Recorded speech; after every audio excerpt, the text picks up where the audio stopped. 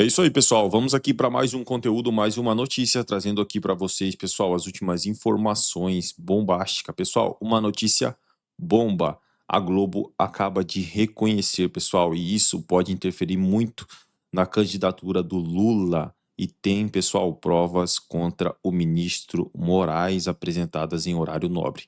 Peço a vocês que acompanhem este vídeo até o final, é muito importante.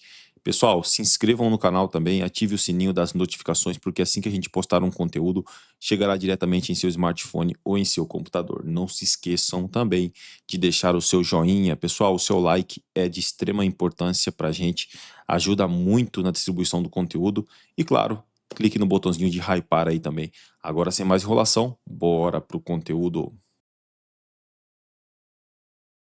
O presidente do Supremo, o ministro Edson Fachin, marcou para a quarta-feira da semana que vem um julgamento sobre a sucessão de governo no Rio de Janeiro. O que os ministros do Supremo vão decidir é se o novo governador do Rio de Janeiro será escolhido pelo voto indireto dos deputados estaduais ou de forma direta com a escolha dos eleitores nas urnas. A crise política no Rio de Janeiro se intensificou na semana passada com a renúncia do ex-governador Cláudio Castro do PL, um dia antes do Tribunal Superior Eleitoral torná-lo inelegível por abuso de poder econômico e político nas eleições de 2022. O cargo de vice está vago desde a renúncia de Tiago Pampolha.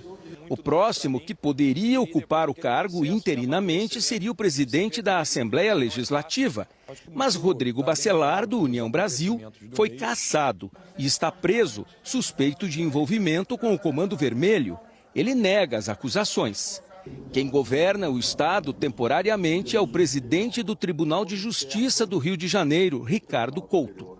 As regras para a eleição de um mandato tampão começaram a ser debatidas na semana passada, no plenário virtual, depois de uma ação do PSD, partido do ex-prefeito do Rio, Eduardo Paes. Em seu voto, o ministro Alexandre de Moraes defendeu que a eleição seja direta pelos eleitores do estado do Rio. A legislação eleitoral prevê que, em caso de cassação a mais de 6 meses do fim do mandato, a eleição seja direta.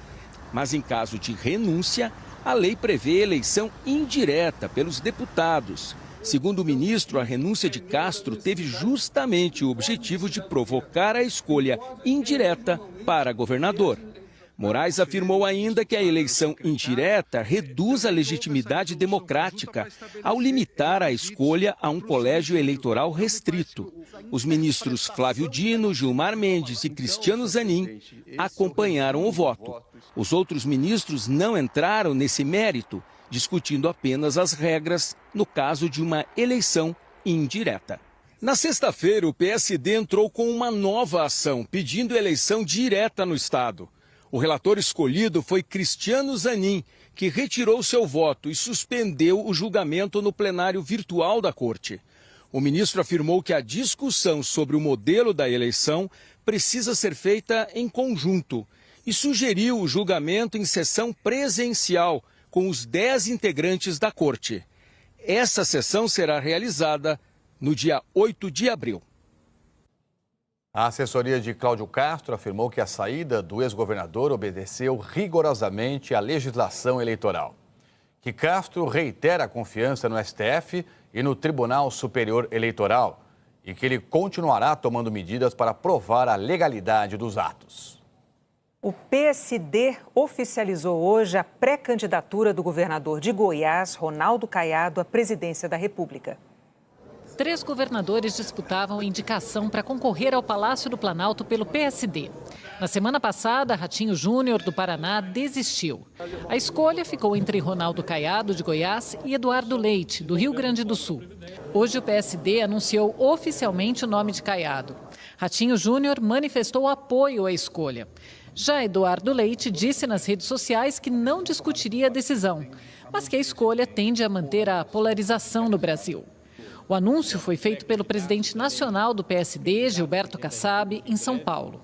É um privilégio para o partido ter a oportunidade de definir uma escolha tendo 3 excelentes candidatos. Que a gente possa agora, nessa pré-campanha, mostrar que temos o melhor candidato, aquele que tem as melhores respostas para os desafios que o Brasil tem pela frente. Esta é a segunda vez que o Ronaldo Caiado concorre à presidência. A primeira foi em 1989. Ele foi deputado federal por 5 mandatos, senador e governador reeleito de Goiás. No discurso, Caiado disse que pretende romper com a polarização e que sua primeira medida, se eleito, será anistiar todos os condenados pelos atos golpistas de 8 de janeiro de 2023. Meu primeiro ato vai ser exatamente anistia ampla, geral e restrita. Eu vim com esse objetivo, é de realmente pacificar o Brasil. Ao anistiar todos, inclusive o ex-presidente, eu estarei dando uma amostra que a partir dali eu vou cuidar das pessoas. Posso afirmar a todos vocês que a polarização não é um traço da política nacional. Ronaldo Caiado também citou o avanço tecnológico e o sucesso do agro no país. Colocou o combate ao narcotráfico como prioridade e destacou os bons índices de Goiás na segurança pública. Em Goiás, vocês todos sabem, bandido não se cria. Em Goiás, nós temos a inteligência das nossas polícias, nós temos a integração das nossas forças, das polícias estaduais com a Polícia Rodoviária Federal e a Polícia Federal. Nós temos um controle 100% dos nossos presídios. A candidatura de Ronaldo Caiado precisa ser confirmada na Convenção Nacional do PSD. Também são pré-candidatos à presidência da República nas eleições deste ano o presidente Lula, do PT, o senador Flávio Bolsonaro, do PL, o ex-governador de Minas Gerais, Romeu Zema, do Novo, Renan Santos, do Missão e Aldo Rebelo, do Democracia Cristã. O presidente da República, deputados e senadores não precisam se afastar das funções para disputar a eleição para presidente. Já governadores, ministros e prefeitos têm até o dia 4 de abril para deixarem os cargos, caso queiram concorrer à presidência. Daqui a pouco aqui para você, numa crise histórica, os Correios decidiram estender até 7 de abril o prazo para adesão de funcionários ao programa de demissão voluntária. O resultado é muito menor do que o planejado. Os Correios esperavam que 10 mil funcionários deixassem a empresa este ano pelo plano de desligamento voluntário. Outros 5 mil no ano que vem. Mas até agora, apenas 2.500 aderiram ao PDV. Número que deixa a empresa mais distante da projeção de economizar mais de 2 bilhões de reais a partir de 2027. Diante da baixa procura, a estatal decidiu ampliar o prazo do PDV, que seria encerrado amanhã para o próximo dia 7 de abril. Os Correios ofereceram novas condições para o plano de saúde familiar para tentar atrair novas demissões. O PDV é uma das medidas do Programa de Recuperação dos Correios, anunciado no fim do ano passado, depois de sucessivos resultados negativos nas contas. O plano prevê ainda fechar agências, reorganizar e enxugar cargos, leiloar imóveis. Todas essas medidas também enfrentam dificuldades para sair do papel e devem render menos do que o planejado pelo governo. E a crise dos Correios só não está pior porque no fim do ano passado a estatal conseguiu fechar o empréstimo de 12 bilhões de reais com 5 bancos públicos e privados. Tudo com o aval do Tesouro. É o governo federal que vai pagar com dinheiro público as parcelas do empréstimo caso os Correios não consigam. Os Correios não detalharam quanto do empréstimo será usado para cobrir o déficit. A empresa também vai usar o dinheiro para pagar dívidas com fornecedores. Os números mostram o tamanho da crise sem precedentes. São 13 trimestres seguidos de déficit. Em 2024, o rombo nas contas da empresa foi de mais de 2 bilhões e meio de reais. Até setembro do ano passado, o déficit era de mais de 6 bilhões. O resultado final de 2025 ainda não foi divulgado, mas a tendência é que o ciclo de prejuízos se mantenha. O presidente dos Correios diz que, apesar do quadro ruim, o plano para tentar salvar a empresa está mantido. A gente está seguindo exatamente o que foi projetado, olhando a economia que a gente precisa fazer dentro de uma prioridade de manutenção do funcionamento da empresa com eficiência, com as entregas no prazo, com a regularidade da nossa operação. Está sendo cumprido o plano de reestruturação. Mas economistas alertam que o cenário só deve piorar e que, sem mudanças, a conta deve cair no colo dos contribuintes. O que se viu é que pouco mais de 1/5 da meta foi alcançada, então bastante aquém do que é necessário. A venda de imóveis do setor público também é um processo muito complicado, não é uma coisa assim tão simples. O risco do Correio é esse, você entrar numa situação ruim, onde você tenta reestruturar, a reação é negativa dos funcionários, o serviço piora, o consumidor vai ainda menos no Correio, porque não confia que vai ter um bom serviço, e aí o prejuízo aumenta ainda mais, e você chega a um ponto que você vai acabar quebrando. Enquanto o governo estiver colocando dinheiro lá dentro, não quebra. Mas, tecnicamente, está quebrado, ou seja, o Correio está sendo salvo, vamos dizer, mantido vivo por aparelhos, como se fosse uma transfusão permanente de dinheiro público, né? Os programas de ajuste são muito tímidos, então, a meu ver, não tem solução. A solução, a única que tem, é a privatização. É isso aí, pessoal, e vamos aqui para mais uma notícia, mais um conteúdo agora com o André Massiglia, trazendo as últimas informações e notícias diretamente de Brasília. Pessoal, deixando os créditos ao canal do André Massiglia. Pessoal, é uma notícia bombástica de agora. Já vou pedindo a vocês que se inscrevam no canal, que deixem seu like, que é muito importante para a gente. Ajuda muito na distribuição do conteúdo. Clique no botão de hypar também, pessoal, isso ajuda muito. O YouTube entende que o conteúdo é relevante e entrega para muito mais pessoas. E não se esqueçam de se inscrever e de ativar o sininho das notificações, porque assim que a gente postar um conteúdo aqui na plataforma, chegará diretamente em seu smartphone ou em seu computador. Agora, sem mais enrolação, bora para o conteúdo. O STF enganou todo mundo.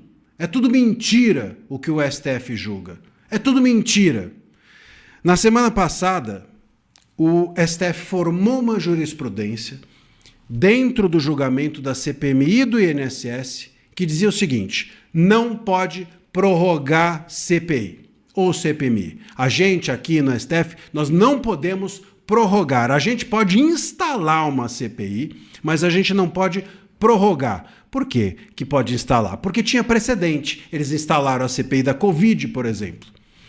Então eles podiam instalar, mas não podiam prorrogar a do INSS. Primeiro que está errado, porque se você pode mais, você pode menos. Se você pode instalar, você pode prorrogar. Mas tudo bem. Essa jurisprudência então é que está valendo? Não, não se enganem. Passou já uma semana, agora tudo muda.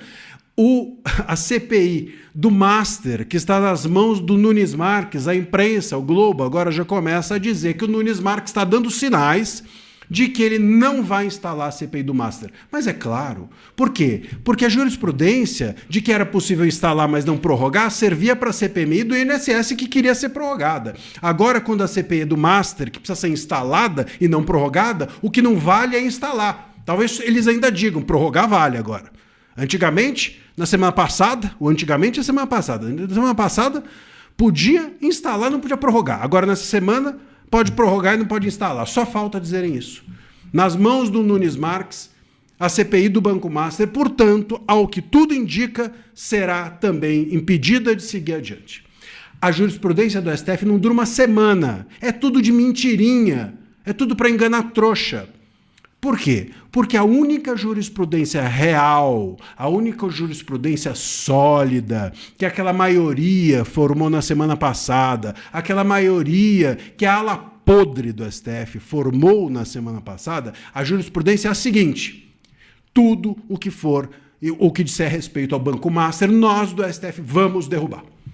Por quê? Porque tudo o que disser respeito ao Banco Master vai chegar na gente, nos ministros. E, portanto, nós não vamos permitir nem que nós ministros, nem que os nossos colegas sejamos investigados, nem que os nossos familiares sejamos investigados, acusados e muito menos condenados ou punidos. É isso. É a jurisprudência da autoblindagem. É a jurisprudência da autoproteção. Hashtag ninguém solta a mão de ninguém. Hashtag um por todos, todos por um. E o Nunes Marques faz parte dessa turma. Tá claro, não tá, que ele faz? Tá claro. O filho dele tem o OAB aí, 1 ano de OAB, já tem 500 clientes. Se juntar o filho dele com a mulher do Moraes, bom, acabou a advocacia no país. Só eles vão ter cliente. Então, assim, é um negócio, fora que se desconfiava de que o Nunes Marques também iria votar para soltar o Vorcaro, aí não votou, foi com a maioria na semana passada, ele, enfim, já encontraram aí que societariamente alguém, familiares, teriam ligações de alguma forma societária com alguma operação do Master, quer dizer, é isso. É isso. Ninguém solta a mão de ninguém. Ali o Mendonça está sozinho. A jurisprudência do STF não existe. E é por isso que eu volto a dizer, acho que foi um erro o Mendonça levar para o plenário. Porque ali não adianta você querer ser legalista no lugar onde não há legalidade. Você precisa ser legalista, mas precisa ser esperto. Precisa saber jogar o jogo. E acho que, de alguma maneira, ali o jogo que foi jogado foi ruim. Foi ruim. Entregaram o ouro para o bandido, literalmente, nesse caso. Meus caros, a CPI do Master não vai adiante. Tudo indica isso. A jurisprudência do STF, ela balança mais do que pau de vara verde. Eles não têm mais vergonha nenhuma. Você entendeu? Não vai adiante. Tudo que disser respeito ao Banco Master não vai adiante. Ou o Congresso encontra um outro meio que não é o de depender do STF, ou o Congresso para e não tem mais CPI, não tem CPMI, não tem nada. Porque o Banco Master é o calcanhar de Aquiles do STF. Tá, boa parte deles. É isso aí, pessoal. E vamos aqui para mais uma notícia. Estados Unidos enviam um navio nuclear ao Brasil para cumprir ações navais junto a 10 países da América Latina. Navio nuclear mais antigo em operação no mundo participará da Operação Solstice 2026, 11ª edição do exercício desde 2007. Escala no Brasil está confirmada, assim como em Chile, Panamá e Jamaica. A 4ª Frota da Marinha dos Estados Unidos enviará o porta-aviões USS Nimitz para exercícios navais com o Brasil e mais 9 países da América Latina como parte da Operação Solstice 2026. O destroyer de mísseis guiados USS Gridley também integrará as atividades do Comando Sul da Força Naval Norte-Americana no continente. Além do Brasil, as atividades serão realizadas em conjunto com a Argentina, Chile, Colômbia, Equador, Peru, México, El Salvador, Paraguai, Guatemala e Uruguai. As escalas portuárias programadas serão no Brasil, Chile, Panamá e Jamaica. Essa é a 11ª edição da operação na região desde 2007. A Operação Solstice 2026 oferece uma oportunidade única para aprimorar a interoperabilidade e a proficiência com as forças de países parceiros em todo o domínio marítimo, afirmou o contra-almirante Carlos Sardiello, comandante das Forças Navais no Comando Sul dos Estados Unidos e da 4ª Frota. Missões como essa demonstram nosso compromisso inabalável em garantir um hemisfério ocidental seguro e estável. É um exemplo claro de nossa dedicação ao fortalecimento de parcerias marítimas, à construção de confiança e ao trabalho conjunto para enfrentar ameaças comuns, completou. Nas edições anteriores, os porta-aviões ficaram atracados no Rio de Janeiro, mas ainda não foi divulgada a programação específica da parada do navio no Brasil em 2026. A operação inclui exercícios de passagem, operações marítimas conjuntas e intercâmbios técnicos entre tripulações. Autoridades convidadas de países parceiros poderão acompanhar de perto as operações de um grupo de ataque do porta-aviões. É isso aí, pessoal. Agradeço a vocês pela companhia. Se não é inscrito no canal, se inscreva. Deixe seu like e o seu comentário. Valeu!